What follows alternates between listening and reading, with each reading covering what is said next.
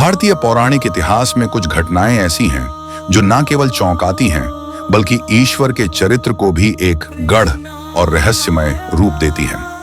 ऐसी ही एक विलक्षण कथा है महर्षि भृगु, उनकी पत्नी और स्वयं भगवान विष्णु की। यह केवल एक आर्षि के क्रोध की कहानी नहीं है, बल्कि उस चिरकालिक चक्र की शुरुआत है जिसमें ईश्वर को बार बार मानव रूप में अवतरित होना पड़ा। एक समय देवताओं और राक्षसों के बीच भयंकर संग्राम चल रहा था। राक्षस गण पराजित हो चुके थे और जीवन मृत्यु के संधि काल में भटक रहे थे। डर, हताशा और निराशा से पीड़ित उन राक्षसों ने एक ऐसे स्थान की खोज की जहां उन्हें शरण और शांति मिल सके। अंततः वे पहुंचे महान तपस्वी आर्षि भृगु के आश्रम में, एक ऐसा स्थान जहां न नीति देखी जाती थी, न पक्षपात, केवल शरणागत का संरक्षण होता था। आर्षि भृगु धर्मनिष्ठ और करुणामय थे। उन्होंने उन राक्षसों को शरण दी और आश्रम के संरक्षण में उन्हें शांति का अनुभव हुआ। परंतु यह समाचार जैसे ही स्वर्गलोक तक पहुंचा, देवताओं में हलचल मच गई। उन्हें यह स्वीकार्य नहीं था कि राक्षस जो उनका विनाश चाहते थे अब आर्षि के संरक्षण में जीवित रह सकें। क्रोधित और विचलित देवताओं ने भृगु आर्षि के आश्रम पर आक्रमण कर दिया। जब राक्षसों के प्राण संकट में पड़े, तब भृगु की पत्नी, एक महान तपस्विनी और योगिनी ने अपनी आध्यात्मिक सिद्धियों से उन्हें बचा लिया। यह कार्य स्वर्ग के देवताओं को और अधिक क्रोधित कर गया। अंततः देवताओं ने भगवान विष्णु से न्याय की गुहार लगाई। विष्णु जो सृष्टि के पालन करता है, धर्म की रक्षा हेतु तत्पर हो उठे।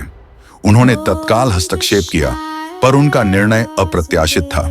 उन्होंने राक्षसों की रक्षा करने वाली तपस्विनी का ही वध कर दिया। उन्होंने स्वयं आर्षि भृगु की पत्नी का सिर काट डाला। जब महर्षि भृगु को इस दुखद घटना का समाचार मिला, उनका हृदय क्रोध और पीड़ा से भर उठा। उनकी पत्नी जो धर्म की रक्षा के लिए खड़ी हुई थी, उसका यह अंत उन्हें असहनीय लगा। उन्होंने उस क्षण भगवान विष्णु को एक शाश्वत श्राप दे दिया। हे विष्णु, तुमने मेरी पत्नी का वध किया है।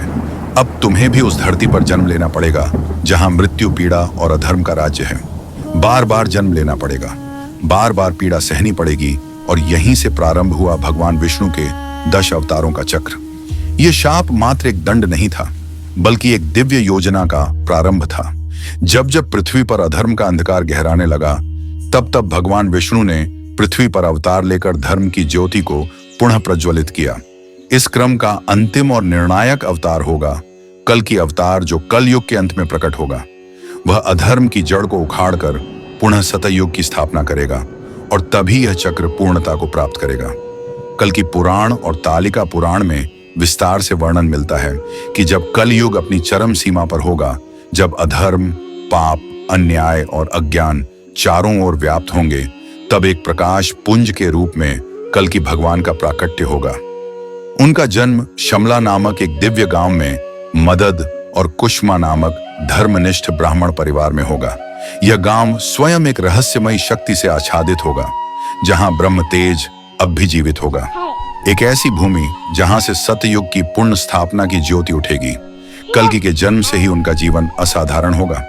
बाल्यावस्था में ही वे पुराणों, वेदों और धर्म शास्त्रों में पारंगत हो जाएंगे।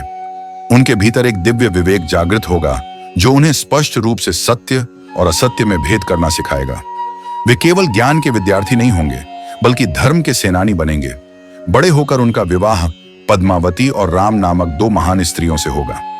पद्मावती से उन्हें जया और विजया नामक पुत्र प्राप्त होंगे, और राम से मेघमाला तथा बल्हाका नामक संतानें उत्पन्न होंगी। ये वंशधारी संतानों के माध्यम से ही धर्म का परचम आगे भी लहराता रहेगा। कल की तब हिमालय की गहराइयों में स्थित किसी रहस्यमय स्थल पर जाकर कठोर तपस्या करेंगे। वहां वे शिव का ध्यान करेंगे, उनकी शरण में जाएंगे और उनकी कृपा के लिए आत्मा तक का अर्पण कर देंगे। उनकी भक्ति, उनकी निष्ठा और संकल्प से प्रसन्न होकर भगवान शिव स्वयं प्रकट होंगे। शिव उन्हें एक सफेद घोड़ा प्रदान करेंगे, जो हवा से भी तेज गति से दौड़ सकेगा, और एक ज्वालामयी तलवार, जो अधर्म और बुराई की प्रत्येक परछाई को समाप्त कर देगी। यही तलवार उनके हाथों में धर्म का अस्त्र बनकर पुनः सतयुग की स्थापना की नींव रखेगी। अग्नि पुराण के 16वें अध्याय में बताया गया है कि कल की मदन के पुत्र और विष्णु के पुजारी के रूप में उन समस्त अनार्य, अत्याचारी और अधर्मी लोगों का विनाश करेंगे जिन्होंने समाज को अंधकार में डुबो दिया है। वे चारों वर्णों ब्राह्मण, क्षत्रिय, वैश्य और शूद्र के भीतर फिर से उचित नैतिकता, कर्तव्य और धर्म की मर्यादा को स्थापित करेंगे। लोग अपने जीवन के सभी आश्रमों, ब्रह्मचर्य, गृहस्थ, वानप्रस्थ, संन्यास में पुनः धर्म का पालन करेंगे। कल्कि का अवतार केवल विनाश का नहीं, अपितु पुनर्संरचना का भी प्रतीक होगा। जब यह संसार म्लेच्छों से भर जाएगा, जब लोग नीच प्रवृत्तियों के गुलाम बन जाएंगे और जब अधर्मी राजा निर्दोषों पर अत्याचार करेंगे, तब हे विष्णु, आप कल के रूप में अवतरित होंगे और उन सभी संतप्तों का उद्धार करेंगे। हम उस कल की रूप को नमन करते हैं। कल की अवतार केवल भविष्य की कल्पना नहीं, बल्कि यह उस शाश्वत सत्य की पुष्टि है कि ईश्वर कभी भी अधर्म को टिकने नहीं देंगे। जब अन्याय की रात सबसे गहरी होगी, तब धर्म का सूरज कल्कि के रूप में उदित होगा और तब एक बार पुनः सतयुग की स्थापना होगी। मनुष्य का मन फिर से निर्मल होगा और पृथ्वी फिर एक बार स्वर्ग बन जाएगी। कल्कि भगवान केवल एक योद्धा नहीं होंगे, वे साक्षात विष्णु के पूर्ण अवतार होंगे। वह स्वरूप जो संपूर्ण 64 कलाओं में पारंगत होगा। शास्त्रों में वर्णित इन 64 कलाओं में संगीत, नृत्य, युद्ध कला, नीति, ज्योतिष, वास्तु, संवाद, ध्यान, योग, आयुर्वेद, तंत्र, मंत्र और रहस्य ज्ञान तक समाहित हैं। उनका व्यक्तित्व एक ऐसे दिव्य पुरुष का होगा जिसमें ब्रह्मा की रचना, शिव की शक्ति और विष्णु की करुणा तीनों का समागम होगा। कल्कि का वाहन होगा एक अद्वितीय देवसम अश्व, देवदत्त। यह घोड़ा कोई साधारण जीव नहीं, बल्कि शिव द्वारा दिया गया दिव्य वरदान होगा। इसकी गति वायु से तेज और इसकी छलांगे दिशाओं की सीमाएं लांघ सकेंगी। देवदत्त में उड़ने की शक्ति होगी। वह युद्ध के समय न केवल धरा पर बल्कि आकाश में भी धर्म युद्ध रचेगा। इस अश्व की टापों से अधर्म के दुर्ग चकनाचूर होंगे। उसकी आंखों से चमकता तेज शत्रुओं के हृदय में भय पैदा करेगा। जैसे गरुड़ विष्णु के साथ थे, वैसे ही देवदत्त कल्कि के युद्ध साथी होंगे। कल्कि का एक हाथ धारण करेगा एक विशाल प्रज्वलित तलवार, जिसकी चमक से अंधकार अपने आप कट जाएगा। यह तलवार मात्र लोहा नहीं होगी, ये एक जीवित चेतना होगी जो अधर्म को पहचानती होगी। एक ही बार में यह अनेक शत्रुओं को समाप्त करने में सक्षम होगी। इससे युगों से छिपी हुई बुरी शक्तियां, मायावी तंत्र और अदृश्य काली शक्तियां भी नष्ट की जा सकेंगी। दूसरे हाथ में वे उठाएंगे तीर और कमान, जो देखने में तो प्राचीन होंगे, परंतु उनकी शक्ति आज के युग की आधुनिकतम मिसाइलों से भी कहीं अधिक घातक होगी। यह परमाणु ऊर्जा से युक्त दिव्य बाण होंगे, जो केवल विनाश के लिए नहीं, बल्कि सटीक न्याय के लिए प्रयोग होंगे। उनकी धनुष की डोरी जब तनती, तब काल भी ठहर जाता। कल्कि के कंधे पर टंगा धनुष श्री राम के प्रतिरूप की याद दिलाएगा, परंतु उससे भी अधिक उन्नत और दिव्य। वह केवल एक प्रतीक नहीं, बल्कि सृष्टि के संतुलन का केंद्र होगा। यह अवतार केवल युद्ध और रक्तपात का नहीं होगा, यह धर्म के पुनरुत्थान का प्रतीक होगा। कल्कि न केवल अधर्म को समाप्त करेंगे, बल्कि मानवता को पुनः उसकी मूल चेतना से जोड़ेंगे। वे संसार को याद दिलाएंगे कि धर्म केवल मंदिरों में नहीं, बल्कि मानव के विचार, व्यवहार और जीवन शैली में बसता है। सतयुग की पुनः स्थापना कोई चमत्कार नहीं, बल्कि कर्म और विवेक का परिणाम होगी और कल्कि उसका पथ प्रदर्शक होंगे। भागवत पुराण और अग्नि पुराण जैसे प्राचीन ग्रंथों में वर्णन है कि कलयुग के अंतिम चरणों में राजा और शासक अपने धर्म पथ से भटक जाएंगे। वे केवल नाम के राजा रह जाएंगे। बाहरी आडंबर और सत्ता का प्रदर्शन तो करेंगे, लेकिन भीतर से वे अधर्म, अन्याय और लोभ से भरे होंगे। वे शासक धर्म के स्थान पर अधर्म को प्रतिष्ठित करेंगे। वे सत्य और न्याय की बजाय छल कपट को बढ़ावा देंगे। गायत्री मंत्र जो शुद्धता और दिव्यता का प्रतीक है, उसे भुला दिया जाएगा। उसकी जगह तमोगुणी और हिंसक प्रवृत्तियों वाले कर्मों को महत्व मिलेगा। समाज में असंतुलन फैलाया जाएगा। जो स्त्रियां पहले सम्मानित थीं, वे अपमानित होंगी। संतों और साधकों को तिरस्कृत किया जाएगा। सत्ता का उपयोग जन कल्याण के लिए नहीं, बल्कि अपने व्यक्तिगत स्वार्थ, जातिवाद, भ्रष्टाचार और वैमनस्य फैलाने के लिए किया जाएगा। धर्म के नाम पर आयोजन होंगे,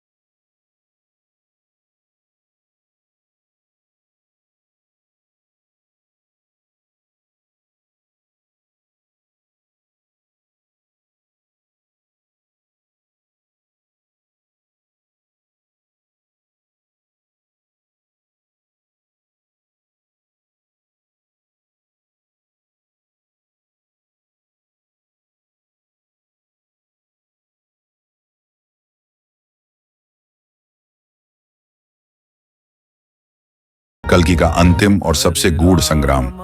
ये युद्ध पृथ्वी पर नहीं होगा, ये लड़ा जाएगा काल की दूरी पर, उस सूक्ष्म क्षेत्र में जहां सामान्य चेतना प्रवेश नहीं कर सकती। वहां कोई सेना नहीं होगी, ना कोई अस्त्रों की वर्षा। वहां केवल दो शक्तियां आमने सामने होंगी। एक ओर होगा कलम, जो अंधकार का अंतिम प्रतिनिधि होगा। दूसरी ओर होंगे कल्कि, जो धर्म, तेज और दिव्यता के अंतिम रक्षक होंगे। इस युद्ध में देवता भी हस्तक्षेप नहीं करेंगे, वे केवल साक्षी बनेंगे, क्योंकि यह संग्राम न केवल एक असुर के विनाश के लिए होगा, बल्कि सृष्टि के संतुलन को पुनः स्थापन करने के लिए। यह वह क्षण होगा जब समय स्वयं रुकेगा, श्वासें थम जाएंगी और सत्य एवं असत्य की परतें अंतिम बार परख में उतरेंगी। कलयुग का सबसे बड़ा युद्ध बाहर नहीं, भीतर लड़ा जाएगा। वह युद्ध ना राज सत्ताओं से होगा, न दुष्ट शासकों या छद्म संतों से, बल्कि वह युद्ध होगा मनुष्य के हृदय में छिपे हुए विकारों से। यह वह युद्ध होगा जहां कोई शस्त्र नहीं चमकेगा, कोई शत्रु दिखाई नहीं देगा, और फिर भी वह सबसे कठिन होगा, क्योंकि यही वे विकार हैं, अज्ञान, भय, लोभ, क्रोध और मोह, जो बाहरी अधर्म को जन्म देते हैं। जब तक यह भीतर विद्यमान रहेंगे, तब तक संसार में कलयुग जीवित रहेगा, चाहे कोई असुर जीवित ना हो। कल की केवल एक बाहरी योद्धा नहीं होंगे, वे मानव चेतना के अंतरतम तक प्रवेश करेंगे। वे लोगों के हृदयों में उतरेंगे, उनके भीतर की भींठी को काटेंगे, उनके भीतर छिपे स्वार्थ और मोह के जाल को तोड़ेंगे, और अंततः उन्हें उस आत्मबोध तक पहुंचाएंगे जहां से सच्चा धर्म उत्पन्न होता है। कल्कि की तलवार से जितना अधर्म बाहर कटेगा, उससे अधिक वह भीतर से संदेह, अंधकार और असत्य को काटेगी। वे लोगों को केवल आदेश नहीं देंगे, वे उन्हें विवेक का प्रकाश देंगे, चेतना की अग्नि देंगे। वे उन्हें याद दिलाएंगे कि असली युद्ध आत्मा के स्तर पर होता है, और वही युद्ध यदि जीत लिया जाए तो संसार स्वतः सुधर जाता है। इस प्रकार कल्कि का कार्य केवल एक युग का अंत नहीं होगा, बल्कि चेतना के पुनर्जागरण की शुरुआत भी होगा। कल्कि का राज्याभिषेक यह कोई साधारण राज्याभिषेक नहीं था, ना ही किसी भौतिक सत्ता का हस्तांतरण। यह था धर्म की पुनः गद्दी पर प्रतिष्ठा, वेदों की पुनः वाणी में जागृति और मानवता की आत्मा में करुणा का अधिष्ठान। कल्कि भगवान की राजधानी बनी वही पवित्र भूमि जहां उन्होंने जन्म लिया था। शंभला एक समय जो केवल एक शांत साधारण ग्राम था, अब वह विश्व की आध्यात्मिक राजधानी बन चुका था। शंभला अब कोई भौगोलिक स्थान नहीं था, वो एक चेतन अवस्था बन चुका था, जहां कोई झूठ नहीं था, केवल सत्य था, कोई स्वार्थ नहीं था, केवल सेवा थी, कोई जाति, भेद, हिंसा या छल नहीं था, केवल एकता, प्रेम और करुणा थी। धर्म राज्य की संकल्पना पूर्ण हुई। धर्म अब केवल पूजा पाठ नहीं, बल्कि जीवनचर्या बन गया।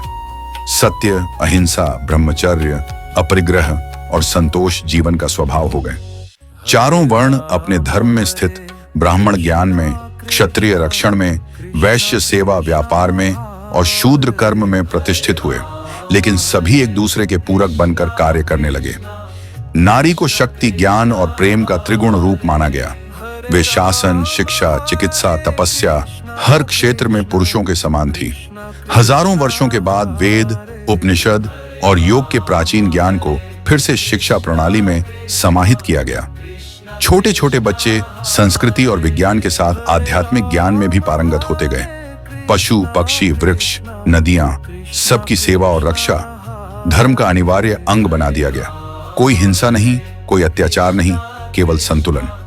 व्यापार का माध्यम अब विश्वास और सेवा था। शासन का आधार था न्याय और दया, और शक्ति का प्रयोग केवल रक्षा के लिए होता था। इस नव सतयुग को केवल एक युग परिवर्तन नहीं माना गया, यह एक चेतना परिवर्तन था। यह युग स्वर्ण से भी मूल्यवान था, क्योंकि इसमें मनुष्य फिर से ईश्वर से जुड़ गया था। कोई भय नहीं, कोई लालच नहीं, न भ्रष्टाचार, न धर्म, न धर्म का नाम लेकर रक्तपात, न विज्ञान के नाम पर विनाश। अब सबको झांत हो गया था कि ईश्वर ना बाहर है, न केवल मंदिरों में वह भीतर है, और कल्कि अवतार उसका साक्षात उदाहरण थे। कल्कि की संतानें जया, विजया, मेघमाला और बल्हाका केवल राजकुमार नहीं, बल्कि धर्म के वाहक बने। वे अलग अलग दिशाओं में गए और पूरे विश्व में सत्य, संयम और विज्ञान आधारित जीवन शैली को पुनः स्थापित किया। जया और विजया उत्तर और पूर्व दिशा में धर्मगण राज्य की स्थापना करते हैं। मेघमाला और बल्हाका दक्षिण और पश्चिम दिशा में योग तंत्र और विज्ञान के ज्ञान को पुनः विस्तारित करते हैं। उनकी संततियां भी कल्कि की ही तरह चमत्कारी नहीं थीं, बल्कि संवेदनशील तपस्वी और प्रजावत्सल शासक बनी। इस तरह आर्षि भृगु के श्राप से शुरू हुई यह यात्रा अनंत पीड़ाओं, अवतारों, युद्धों और तप के बाद सतयुग की पुनः स्थापना पर आकर पूर्ण हुई। कल्कि केवल भविष्य नहीं थे, वे एक दर्पण थे जो दिखाते हैं कि जब अंधकार सबसे घना होता है तभी प्रकाश का जन्म होता है।